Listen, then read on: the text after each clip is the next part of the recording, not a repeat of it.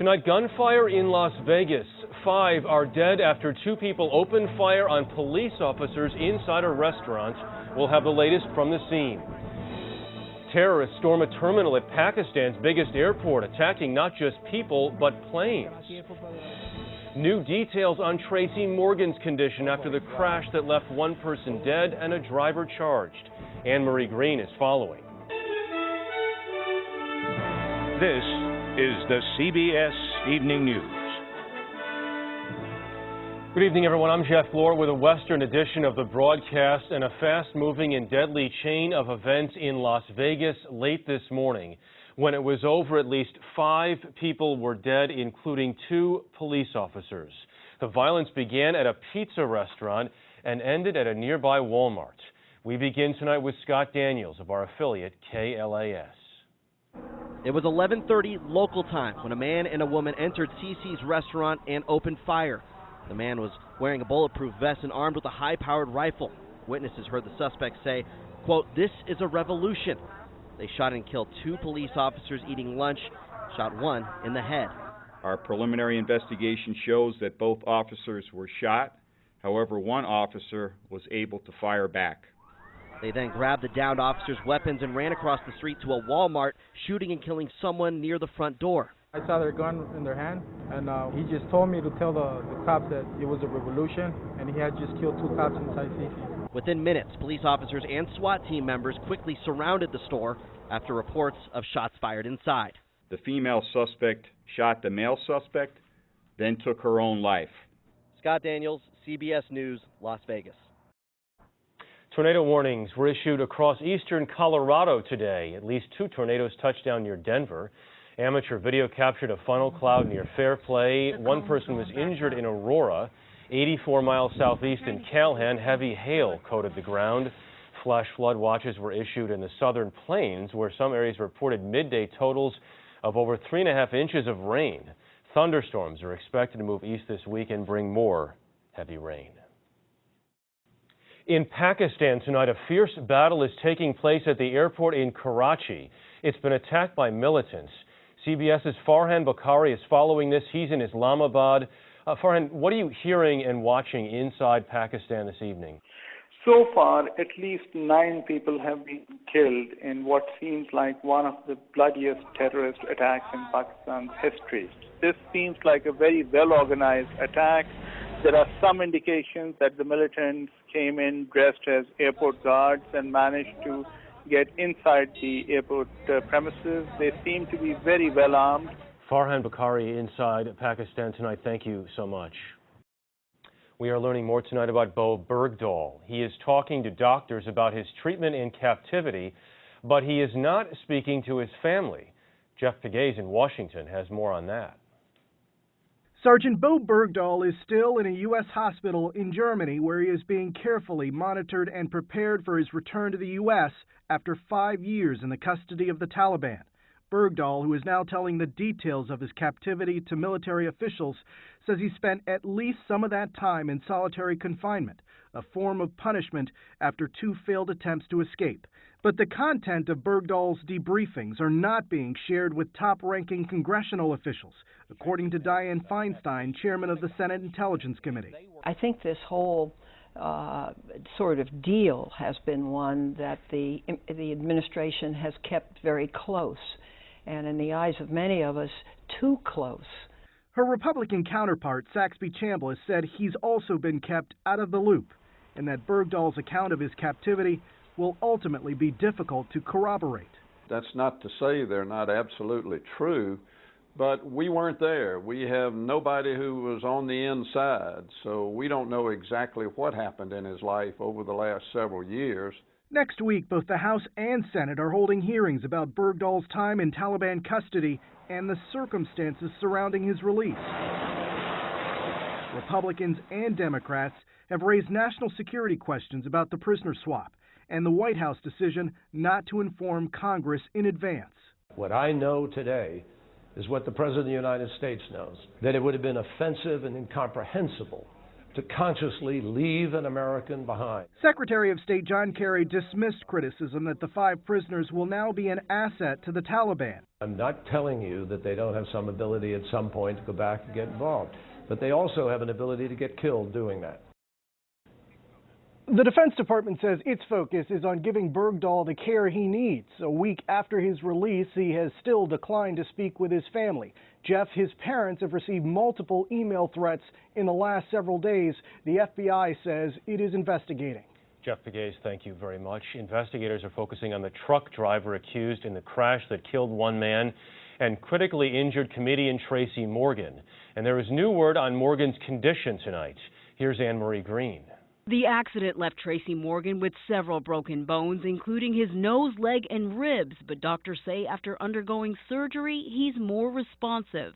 The driver of the tractor trailer, 35-year-old Kevin Roper, has been released on $50,000 bail. He's been charged with death by auto and 4 counts of assault by auto. Police say Roper failed to observe slowing traffic and swerved too late to avoid hitting Morgan's Mercedes limo bus, prompting the crash involving a second tractor trailer and 3 other vehicles.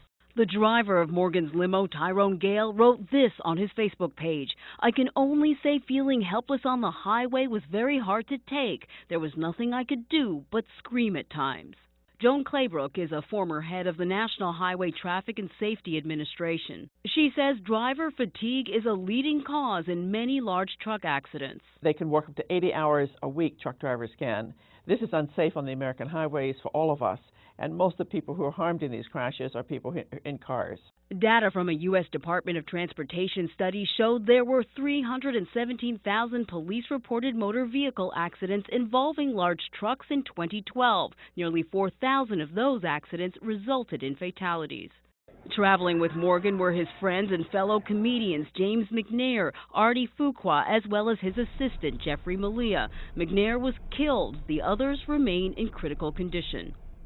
The New Jersey State Police and the National Transportation Safety Board are continuing to investigate. Roper is expected to make a court appearance Monday. Jeff? Anne-Marie Green, thank you. 3 months after the disappearance of Malaysia Airlines Flight 370, families today launched an effort to establish a $5 million reward fund. In a statement that notes the family's anger at search authorities, the group says it's using social media to raise a hoped-for $5 million to pay a private company or individual to find the plane. Egypt's new president, Abdel Fattah el-Sisi, was sworn in today. The former field marshal who led a military coup last year promised a renaissance for the Egyptian economy. He also pledged a tough fight against Islamic militants. Pope Francis hosted a prayer session at the Vatican today following an invitation to the president of Israel and the Palestinian Authority. Here's Alan Pizzi with more on that. How are you? I'm fine. I'm glad to see you. I'm glad to see you too. The unprecedented encounter was billed as a timeout in political negotiations, but leaders from 3 different faiths praying together in the Vatican was a political and diplomatic event cloaked with religion. Jewish rabbis, Christian cardinals, and Muslim imams intoned passages from the Old Testament, the New Testament, and the Quran. Peacemaking, Pope Francis said, calls for much more than warfare. It calls for the courage to say yes to encounter and no to conflict. In a way, he was preaching to the choir. Israeli President Shimon Peres and his Palestinian counterpart Mahmoud Abbas hammered out the first real Israeli-Palestinian peace accord as negotiators 20 years ago. We greet each other with the blessing, Shalom. Peres called himself an old man who had seen war and tasted peace, and said leaders owed their children a better future. Abbas prayed to God to bring comprehensive and just peace to our country and region. Waiting for that has left people tired and disillusioned, Israeli Foreign Policy Advisor Nadav Tamir says. But we have to do something about the lack of trust, the cynicism. And we believe that when the 3 leaders will send this message, it can have an effect on public opinion. Francis publicly issued the invitation to pray together on his recent trip to the Holy Land, but he set it up in advance using a back channel. Spanish-speaking journalist Enrique Zimmerman. He's very creative. He knows that the bureaucracies, the governments, the diplomats, it's very heavy. It takes time. Enrique recorded this personal request from the Pope, who called him in a taxi in Rome to set up the meeting. Perfecto.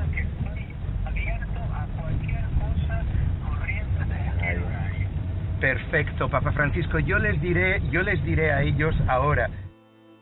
The Vatican gardens suited everyone, and the ceremony ended with the planting of that most biblical totem of peace, an olive tree. As low as it was on expectations, the meeting was rife with symbolism. It may not seem like much, but in a process where progress has been incremental at best, symbols and gestures can be as good as it gets. Jeff? Alan Pizzi, thank you. The Tony Awards are tonight. Up next, dollars over Broadway. Why theater tickets cost so much. When the CBS Evening News continues.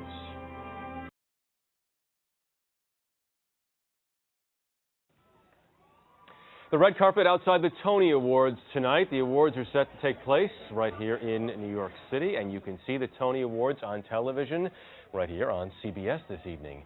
The Tonys cap another successful season on Broadway, but not a cheap one. Ticket prices have gone up 21% since the end of the recession. Jill Schlesinger is here with more tonight on this. Jill, the average ticket price is now almost $104. Why is that? Well, we've got a big demand from tourists. They actually account for 66% of Broadway ticket sales, so lots of demand there. When we look at the producer side, to put a production in place, it's really labor intensive. You know, you can't just get a robot to do the job of an actor.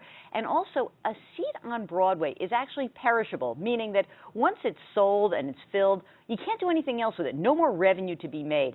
As a result, for a family of four, it can cost $1,000, sometimes more, for an evening of theater. So Broadway doing well now in part because they're making so much money. Were they in rough shape before the recession? Not exactly rough, but something changed. Back in 2001, producers got around a concept called dynamic pricing. It's kind of how airlines work, and it goes on supply and demand. So if there's real demand for a ticket, the price can surge. And as a result, we have seen a big change in Broadway gross receipts, almost doubling in the last dozen years. And whether it's movies, music, or theater, the award shows help big time. Absolutely. I mean, when you think about this award, just being nominated can really help. We saw ticket sales and prices of those tickets for some of the shows nominated this year did incredibly well just after the nominations. If you win, the price tag can go even further. Jill, thank you very much. Great to be with you.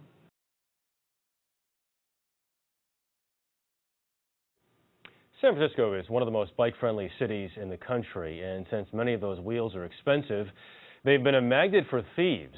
Thefts rose 70% between 2005 and 2012.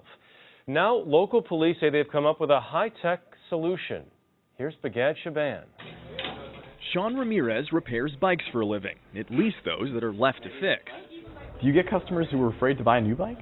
Absolutely. People, they don't want to invest money in something that's just going to disappear. In San Francisco, bikes have vanished at the rate of 3 every hour. Ramirez isn't surprised.